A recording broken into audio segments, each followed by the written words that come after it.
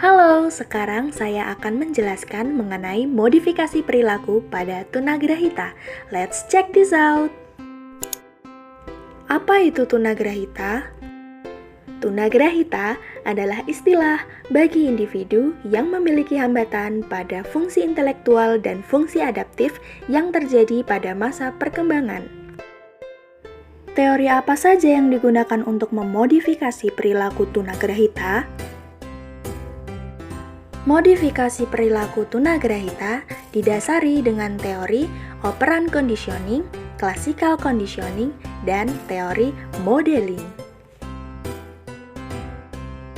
Operant conditioning menekankan pada konsekuensi yang diperoleh dari perilaku yang muncul pada siswa. Operant conditioning juga menambah atau mengurangi perilaku tertentu dengan memberikan suatu konsekuensi, baik penguatan reinforcement atau hukuman punishment bisa berupa positif atau negatif. Oleh karena itu, pembelajaran harus disesuaikan dengan kondisi anak. Dengan melakukan pembiasaan atau asosiasi melalui pemberian reinforcement atau punishment pada pembelajaran akan lebih mudah diterima anak. Sebagai upaya pemberian asosiasi tersebut, diperlukan media pembelajaran yang konkret dan sederhana. Reinforcement positif dapat berupa pemberian sesuatu yang menyenangkan, sedangkan reinforcement negatif meningkatkan perilaku yang diinginkan dengan melepaskan sesuatu yang tidak menyenangkan. Punishment positif adalah menggunakan respon tidak menyenangkan untuk mengurangi perilaku yang tidak diinginkan, sedangkan punishment negatif adalah mengurangi perilaku dengan menghilangkan sesuatu yang membuat anak nyaman. Namun, penggunaan punishment bagi pembelajaran tunagrahita perlu diperhatikan, sebab dapat menimbulkan rasa cemas sehingga anak terpengaruh konsentrasinya. Anak hanya akan belajar mengenai apa yang tidak boleh diperbuat tanpa tahu apa yang harus dilakukan. Sesuatu yang pada awalnya dimaksudkan sebagai punishment malah jadi penguat anak. Contoh penerapan operant conditioning. Seorang siswa tunagrahita memiliki kesulitan dalam keterampilan mengurus diri, yaitu makan. Ia cenderung terlihat malas, bosan, dan jari-jari tangannya pun tidak mampu menggenggam sendok dengan baik, sehingga seringkali makanan jatuh sebelum disuapkan ke mulut. Tiap kali siswa mampu untuk makan secara mandiri dan tidak menjatuhkan makanannya, guru memberikan pujian dan reward berupa snacks yang disukainya.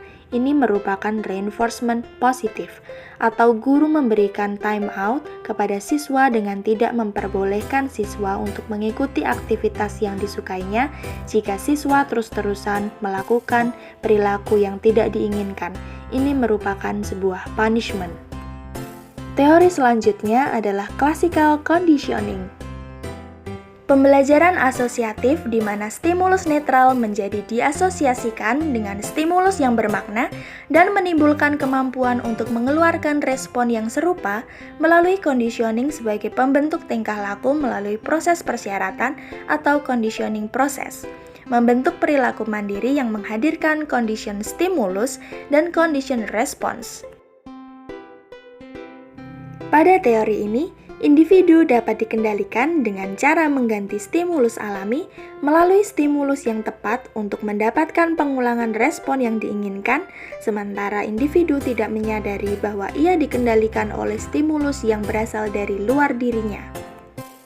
Contoh penerapan classical conditioning.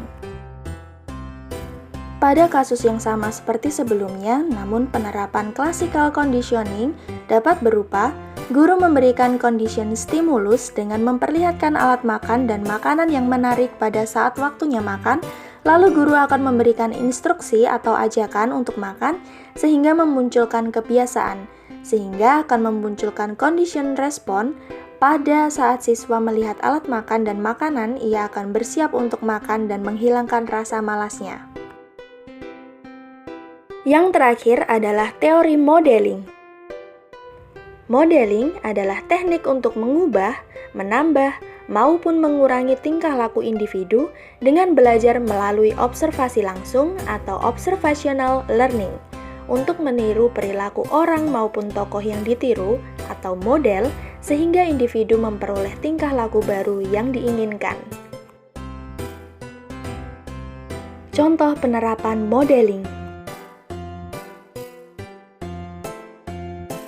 Dengan kasus yang sama, namun penerapan modeling dapat berupa guru memberikan contoh cara memegang alat makan dengan baik dengan cara makan bersama siswa. Saat itu pula, guru memberikan instruksi-instruksi yang diperlukan agar siswa dapat makan dengan baik.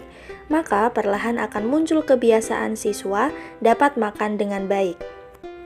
Di sini, guru adalah sebagai role model siswa untuk menciptakan tingkah laku yang baru. Sekian penjelasan dari saya, terima kasih sudah menyimak. Dadah!